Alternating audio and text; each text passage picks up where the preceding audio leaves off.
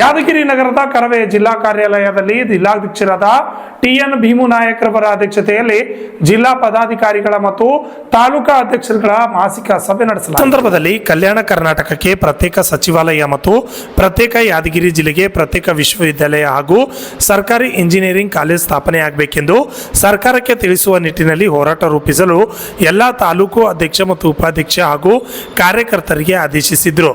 ಈ ಸಂದರ್ಭದಲ್ಲಿ ಸುರಪುರ, ಶಾಪುರ, ಗುರುಮಠಕಲ್, ವಡಿಗೇರ ಮತ್ತು ಹುಣಸಗಿ ತಾಲೂಕು ಅಧ್ಯಕ್ಷರು, ಉಪಾಧ್ಯಕ್ಷರು, ಪದಾಧಿಕಾರಿಗಳು ಉಪಸ್ಥಿತರಿದ್ದರು. ಸಭೆಯನ್ನು ಮಾಡುವ ಮೂಲಕ ಚರ್ಚೆಯನ್ನು ಮಾಡುವುದು ಒಂದು ನಿರ್ಧಾರ.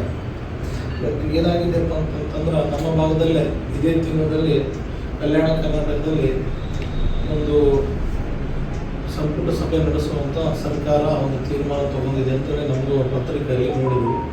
ಅದು ಇನ್ನೂ ಸಮಯ ನಿಗದಿಯಾಗಿದ್ದು ಇನ್ನು ಕರೆಕ್ಟಾಗಿ ಗೊತ್ತಾಗ್ತಿಲ್ಲ. 14ನೇ ತಾರೀಕು ಅಂತ ಕ್ಯಾಬಿನೆಟ್ ಸಭೆ ಆಗ್ತದೆ ಅಂತ ಪತ್ರಿಕೆಯಲ್ಲಿ ನಾವು ನೋಡಿದ್ವಿ. ಯಾಕಂತಂದ್ರೆ ಅದು ಕ್ಯಾಬಿನೆಟ್ ಸಭೆ ಆಗ್ತಿತ್ತಂತಂದ್ರೆ ನಮ್ಮ ಭಾಗದಲ್ಲಿ ಸಮಸ್ಯೆಗಳು ಭಾಳಷ್ಟು ಇದೆ. ಅದರಲ್ಲಿ ನಮ್ಮ ಜಿಲ್ಲೆ ಫಸ್ಟ್ ನಾವು ಆದ್ಯತೆ ಕೊಡಬೇಕಾಗಿದೆ. ಕಲ್ಯಾಣ ಕರ್ನಾಟಕದಲ್ಲಿ ನಮ್ಮ ಜಿಲ್ಲೆಯಲ್ಲಿ ಪ್ರತ್ಯೇಕ ವಿಶ್ವವಿದ್ಯಾಲಯ ಬೇಕಂದ್ರೆ ಭಾಳ ದಿನದಿಂದ ನಾವು ಕರೆಯೋದನ್ನು ಹೇಳ್ಕೊಂತಲೇ ಬಂದಿದ್ದೀವಿ. ಪ್ರತ್ಯೇಕ ವಿಶ್ವವಿದ್ಯಾಲಯ ಕೊಡಲಿ. ಇನ್ನೂ ಒಂದು ಸರ್ಕಾರಿ ಇಂಜಿನಿಯರಿಂಗ್ ಕಾಲೇಜನ್ನು ನಮ್ಮ ಯಾದಗಿರಿ ಜಿಲ್ಲೆ ಘೋಷಣೆ ಆಗಬೇಕು.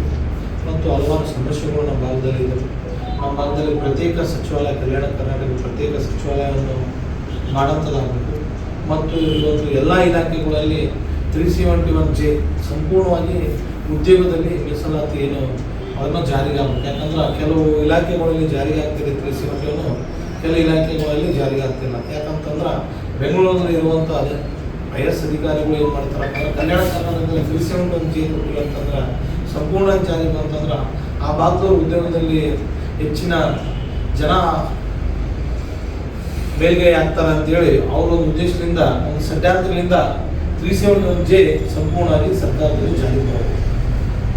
ಆದರೂ ಕೆಲವು ಇಲಾಖೆಗಳಲ್ಲಿ ಕೊಡ್ತಾರೆ, ಕೆಲವು ಇಲಾಖೆಗಳಲ್ಲಿ 371J ಅನ್ವಯಿಸಬಹುದು. ಯಾಕಂದ್ರೆ ನಮ್ಮ ಭಾಗದಲ್ಲಿ ಓದಿದಂಥ ವಿದ್ಯಾರ್ಥಿಗಳಿಗೆ ಮತ್ತು KS ಮಾಡಿದಂಥ ಮೊನ್ನೆ KS ಎಕ್ಸಾಮ್ದಲ್ಲಿ ಕರವೇ ಹೋರಾಟದಿಂದ ಮರು ಎಕ್ಸಾಮ್ ಆಗೋಂಥ ಕೆಲಸ ಆಯಿತು. ಯಾಕಂತಂದ್ರೆ ಇವತ್ತೊಂದು ಕರ್ನಾಟಕ ಲಕ್ಷಣ.